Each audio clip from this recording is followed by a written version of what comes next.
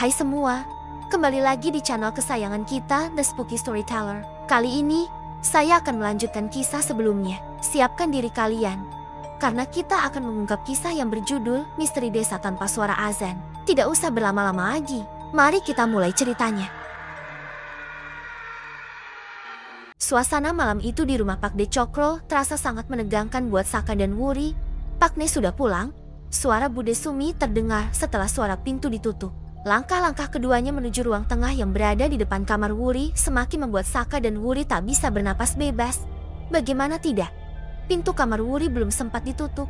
Wuri memberi isyarat pada Saka agar bersembunyi. Saka mengikutinya. Awalnya dia mencoba sembunyi di dalam lemari, tetapi ternyata tidak muat. Lalu dia beralih jongkok di antara lemari dan ranjang. Lagi-lagi tidak jadi karena masih kelihatan. Langkah kaki Pak De Cokro makin dekat. Wuri mengisyaratkan Saka agar sembunyi di bawah tempat tidurnya. "Wuri, bagaimana keadaan kakimu?" sapa Pak De Cokro saat sampai di dalam kamar Wuri, tepat ketika Saka selesai bersembunyi di bawah ranjang. "Masih sakit kalau buat jalan Pak De, namun rasa nyut-nyutannya sudah tidak ada lagi." "Baguslah kalau begitu. Tadi aku sudah ngomong sama Kisuro tentang penundaanmu datang ke Padepokan. Beliau tidak masalah dan siap menunggumu sampai kamu benar-benar sehat serta menitipkan ini untukmu." Pak De Cokro menyerahkan sebuah bungkusan berupa kresek warna hitam. Wuri menerimanya, walaupun sebenarnya dia tidak suka diperhatikan Kisuro sama sekali. "Ya sudah, Pak De pergi dulu. Mau tidur? Semoga besok kamu sudah bisa berjalan lagi." "Iya Pak De, terima kasih atas perhatiannya."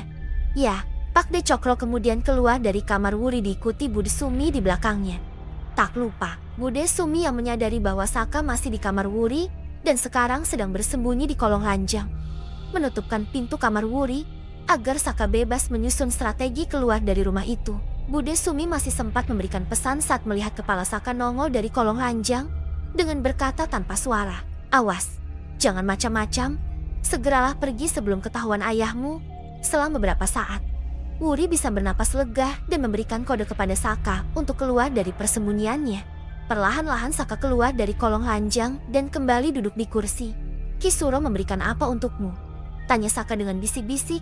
Perasaannya agak kacau saat dirinya mendengar dari kolong ranjang bahwa Kisuro menitipkan sesuatu untuk Wuri. "Sebentar belum aku buka." Wuri kemudian membuka bungkusan itu. Ternyata isinya adalah makanan berupa lemper, yaitu makanan yang terbuat dari ketan yang dibungkus daun pisang dan berisi abon daging sapi. Saka mengambil makanan itu dari tangan Wuri dan mengendus aromanya. Seketika dia mengernyit dan mengambil semua makanan yang masih dipegang Wuri. "Jangan dimakan," ujar Saka dengan nada tinggi. "Kenapa Mas Saka? Tidakkah kamu mencium aroma aneh dari lemper ini?" tanya Saka. Tangannya mendekatkan lemper yang sudah dibukanya ke hidung Wuri. Wuri mengendusnya berkali-kali. "Benar Mas, lempernya beraroma beda." "Aroma apa ini ya Mas?" "Ini aroma bunga kantil. Oleh karena itu, kamu jangan makan apapun pemberian dari Kisuro. Aku takut dia mengirim pelet kepadamu melalui makanan pemberiannya. Kamu tahu kan, dia itu berteman dengan setan." Wuri tak menjawab dan hanya mengangguk. Dia yakin jika sihir, tenung dan sejenisnya itu ada, bahkan Allah sampai menurunkan surah Al-Muawwidzatain, surah Enas dan Al-Falaq yang salah satu manfaatnya adalah sebagai surah penjagaan. Wuri jadi merinding sendiri mengingat kelakuan Kisuro. "Aku mau pulang, mulai sekarang dan seterusnya. Kamu harus sangat hati-hati sama ayahku dan Kisuro. Sepertinya Kisuro benar-benar menyukaimu. Jadi jaga dirimu baik-baik." Saka akhirnya pamit. Waktu sudah menunjukkan pukul 11 malam. Kini, dia sedikit bingung harus pulang lewat mana. Jendela Wuri ada teralisnya. Kalau lewat pintu depan, dia harus lewat depan kamar orang tuanya. Bagaimana jika kedua orang tuanya mendengar langkah kakinya? Wuri yang sadar jika Saka kebingungan, segera memberikan usul. "Mas Saka lewat pintu belakang saja. Yang penting tutup pintunya lagi." Biasanya Bude Sumi bangun paling awal. Dia tidak akan curiga jika pintunya tak terkunci karena sudah tahu bahwa kamu tadi di sini. Dia pasti sudah menduga bahwa Mas Saka yang membuka pintu belakang. "Baik Wuri, aku pergi sekarang." Saka kemudian keluar dari kamar Wuri dengan berjingkat agar langkah kakinya tidak menimbulkan suara. Setelah melalui proses yang menegangkan, Saka berhasil keluar dari rumahnya sendiri menuju rumah singgahnya di belakang masjid yang terbengkalai. 5 hari berlalu, kaki Wuri benar-benar sudah sembuh. Dia sudah bisa beraktivitas dengan normal seperti sedia kala. Selama 5 hari itu, Kisuro rajin memberikan kiriman makanan buat Wuri, namun tak sekalipun Wuri mencicipinya. Dia selalu ingat nasihat Saka agar tidak memakan apapun pemberian Kisuro. Hari ini, Pak De Cokro menagih janji Wuri untuk bergabung ke Padepokan jika kakinya sudah sembuh. Mau tidak mau, Wuri harus menepati janjinya. Dengan segala keyakinan dan persiapan yang sudah matang, Wuri bersiap-siap berangkat ke Padepokan. Ayo Nduk, hari sudah semakin siang. Jika kita tidak segera berangkat, maka kita akan kepanasan di jalan karena matahari sudah makin terik. Ajak Pak De Suro. Iya Pak De. Wuri sebentar lagi siap. Tinggal memakai hijab. Wuri tak peduli pandangan aneh orang-orang Padepokan jika melihatnya datang ke Padepokan dengan tetap memakai hijab. Prinsipnya satu. Hijab adalah wajib bagi perempuan Islam yang sudah baligi.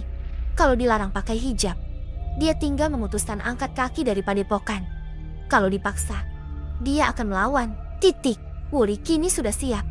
Dia mengenakan gamis berwarna hitam dengan hijab berwarna hitam, serta menjinjing sebuah tas kecil berisi buku doa-doa penting serta Al-Quran untuk berjaga-jaga jika dia harus lari atau melangkah cepat.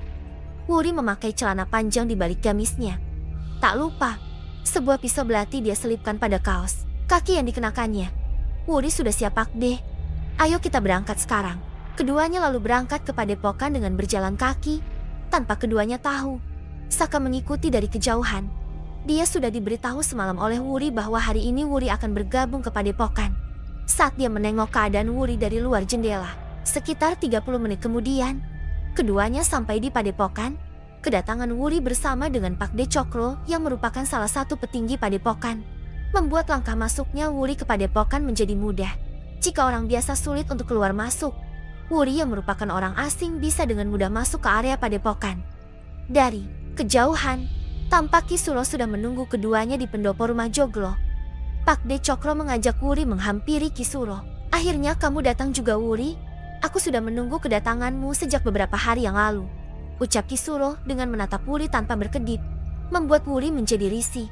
Iya Ki, maaf membuat Kisuro menunggu. Kakiku baru saja sembuh, jawab Wuri terpaksa. Dia sebenarnya malas menjawab pertanyaan Kisuro, tetapi demi mencari tahu keberadaan kedua orang tuanya, dia harus pandai bersandiwara. Saya ucapkan selamat datang dan selamat bergabung di Padepokan Girijoyo Wuri. Aku tahu, kamu adalah anak Kiai Haryo sahabatku. Oleh karena itu, aku menjadikanmu sebagai pemimpin harian bagian keputerian di Padepokan Girijoyo. Apakah kamu bersedia Wuri? Wuri terdiam sejenak, memikirkan kalimat apa yang tepat untuk menjawab tawaran Ki Suro. Dia harus totalitas dalam berpura-pura agar Kisuro tidak curiga dengan rencananya. Baik Ki, dengan senang hati aku menerima tawaran Kisuro. Tolong bimbing aku jika di kemudian hari ada kesalahan dalam menjalankan tugas ini, jawab Wuri akhirnya. Tentu saja, kamu akan selalu aku pantau agar tidak salah dalam memutuskan segala sesuatunya. Kamu kan masih sangat baru di Padepokan ini, kamu mungkin belum mengetahui seluk-beluk tentang Padepokan. Jadi jangan sungkan untuk menanyakannya kepadaku jika kamu menemui kesulitan dalam mengemban tugas untuk memudahkan kamu dalam menjalankan tugas. Aku mohon padamu, tinggallah di Padepokan. Nanti segala sesuatu yang kamu butuhkan akan aku penuhi. Kisuro dengan pongahnya menyuruh Wuri tinggal di Padepokan. Tujuannya tak lain agar rencananya mendekati Wuri semakin mudah. Siap Ki, aku akan tinggal di Padepokan, tetapi dengan syarat, jawab Wuri tak kalah akal. Dia tahu Kisuro memperlakukan dirinya dengan sangat baik. Pasti ada imbal balik yang dia harapkan. Apa syaratnya? Berikan aku kamar tersendiri tanpa bergabung dengan penghuni lain agar aku bebas memikirkan gagasan untuk kemajuan Padepokan. Apakah Kisuro bisa memenuhinya? Kisuro terdiam. Pikirannya mempertimbangkan untung ruginya memenuhi permintaan yang Wuri ajukan. Baik, aku akan memberimu kamar pribadi. Tempatnya berada di bagian belakang Padepokan. Nanti biar salah satu dayangku mengantarmu ke sana. Kamu tinggallah di Padepokan mulai sekarang. Kisuro akhirnya memutuskan setelah berpikir bahwa jika Wuri punya kamar sendiri, dia akan lebih leluasa mendekati Wuri. Terima kasih Ki, aku sekarang akan kembali dulu ke rumah Pak De Cokro untuk mengambil pakaian ganti. Tak perlu Nduk, nanti biar Pak De yang membawakan untukmu. Sekalian mengabari budemu kabar ini. Setelah Pak De Cokro, membuat Wuri mau tidak mau menuruti keinginan Kisuro. Setelah pembicaraan selesai, Kisuro memanggil salah seorang dayang untuk mengantar Wuri ke kamar yang dimaksud. Selanjutnya, Wuri mengikuti dayang tersebut menuju kamarnya. Sementara, Pak De Cokro pulang kembali ke rumah untuk mengambil pakaian ganti untuk Wuri. Tanpa semua sadari, Nyai Laksmini mengintip dan menguping pembicaraan mereka. Dia menjadi sangat terluka saat menyadari jika Wuri jauh lebih cantik dan lebih muda dibanding dirinya.